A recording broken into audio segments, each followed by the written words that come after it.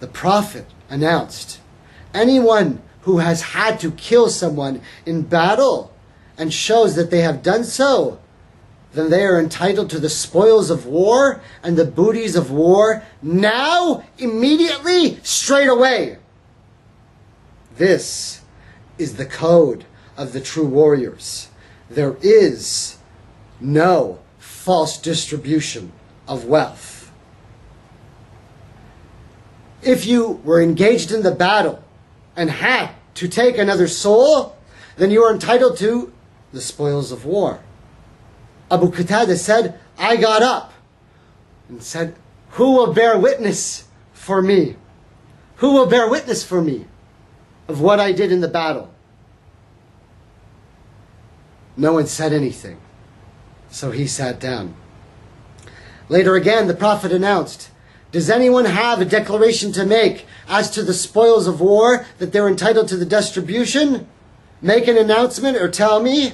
Again, Abu Qatada, the companion, got up and said, who will witness for me what happened in the battle? Who saw what happened?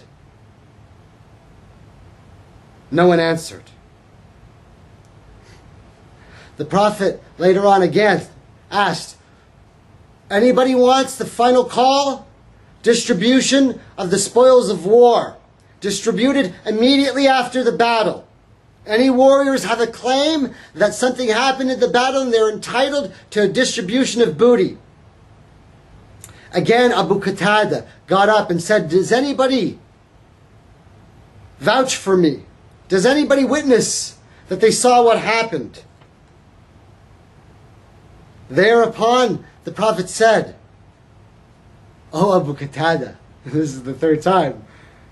Do you got a story? What's your story? Can you explain what happened?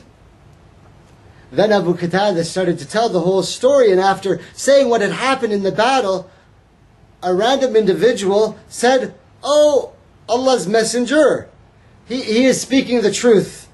I vouch for him. The spoils of that man specifically that he killed, I took them. They're with me.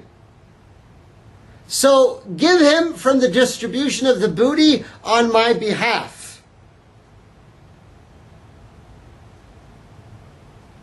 Thereupon in the gathering, Abu Bakr as-Siddiq said, no.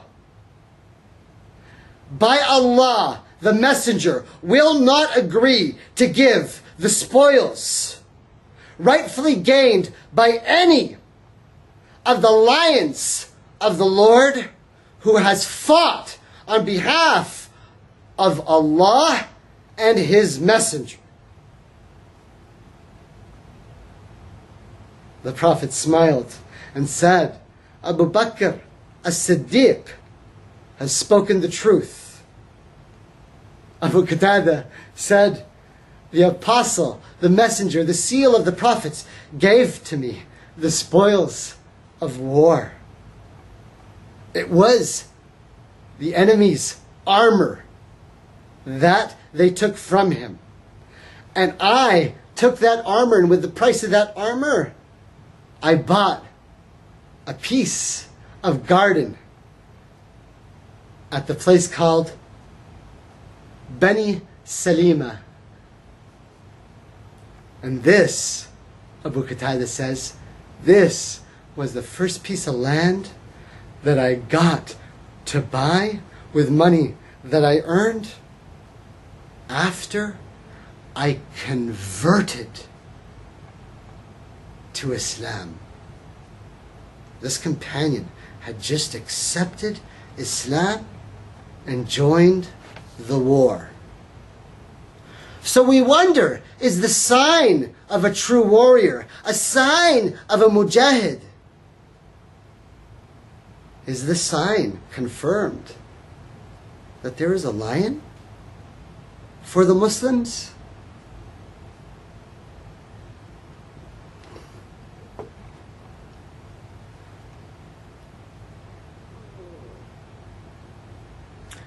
I'm sitting in Egypt at Al-Azhar. Class is full. with all of the economically disadvantaged kids from Africa who are students studying the Arabic language in Cairo. All of the impoverished, all of the poor, all of those who come from nations who don't have hardly any economic or educational base.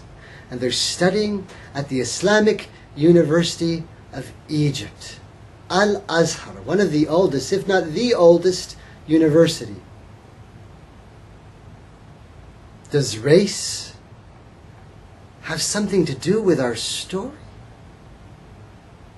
If we want to ascend this earth and we want to know the truth about beings from other realms, how can we do so while we still have conflicts about race between the sons of Adam? Oh, brothers and sisters, I'm just getting warmed up. Is there more? So there I am in Egypt with all these African brothers. The one funky looking white boy who's sitting there totally as a fish out of water, learning the language and picking up the tale and understanding the history of ancient Egypt. And so, if we're going to tell a story and solve the matters of the ascension and the signs of the moon and the signs of the sun and the signs of the constellation and the activation of Leo is correct, then we had best be able to solve the problems of race on this earth. And we have so much work to do, and it seems like we're so far. How do we solve the race problem on this earth? What will it take, and at what time are we, and what is necessary? And are there any true mujahideen, true warriors, true followers who actually know how to tell the story? Can we fix the problem of race? If those of you who understand the story and have been listening from the beginning to end recognize this truth and know that in every tale, no matter where I start and no matter what the subject, if we're going to do a long one, sooner or later, I'll get to the point where we talk about race. And this brother who has light skin, oh my brothers and sisters who are black, oh my brothers and sisters who have dark skin, oh my brothers and sisters who are the blackest of the black, what we call negra. Those of you who have listened from beginning to the end, can we truly, by the name of Allah and the Sunnah of the Holy Messenger, end the issue of race once and for all for those who have hearts to understand? Is this really the time when from every community and every race and every nation and every tribe and every community a speaker will come and speak up so clearly that all who understand will hear, no matter what they heard before? Because the light will be made so clear that those who are seeking will not be able to deny. Can we possibly get to the point in the Western world where we end the race conflict?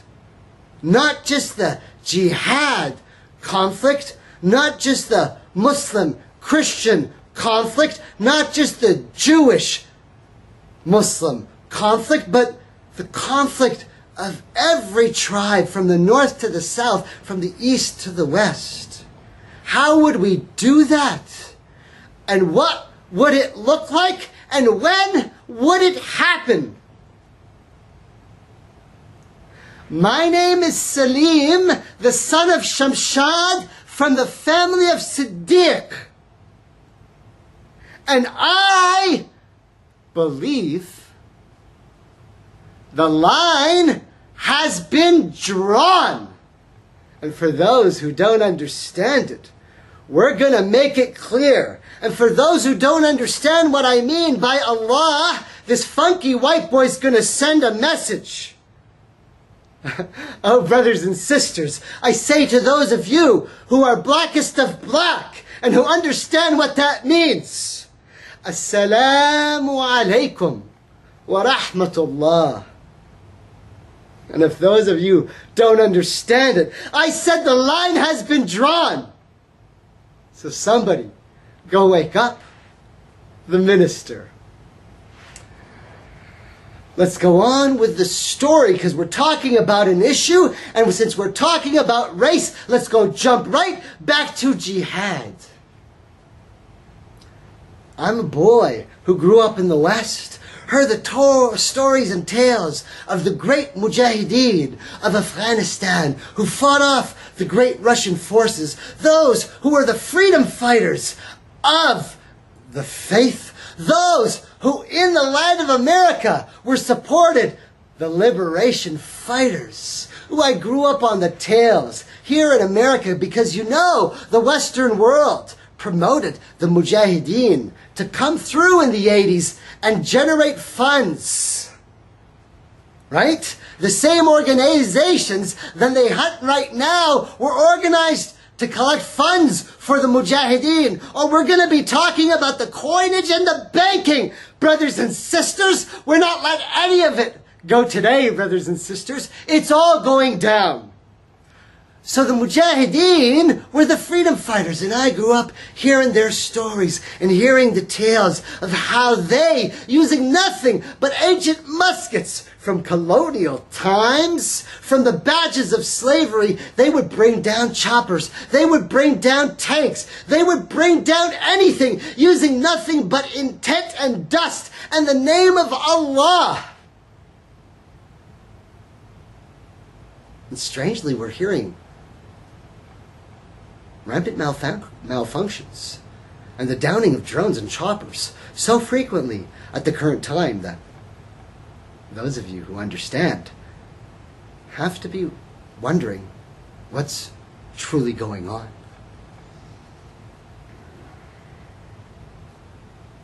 My name is Salim Siddiqui, and I'm not a terrorist, but I am a mujahid. How do you know it?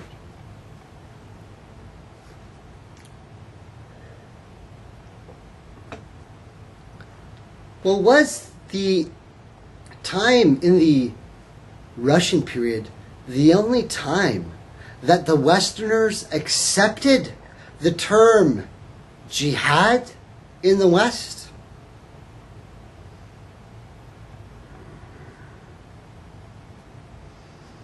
It was the early 90s. I had come back from Egypt. There was something there that I was missing, and I just didn't know what it was. So I came back to the States. I'm sitting back in the Lone Star State, Texas, of course, there with my folks, with my family, trying to figure out what's going on. And rumblings start to occur. Strange situation. Tragedy and turmoil, chaos and violence in the Balkans. And stories that there were Muslims, blonde-haired, blue-eyed, white-skinned Muslims who were being killed. Ethnic cleansing.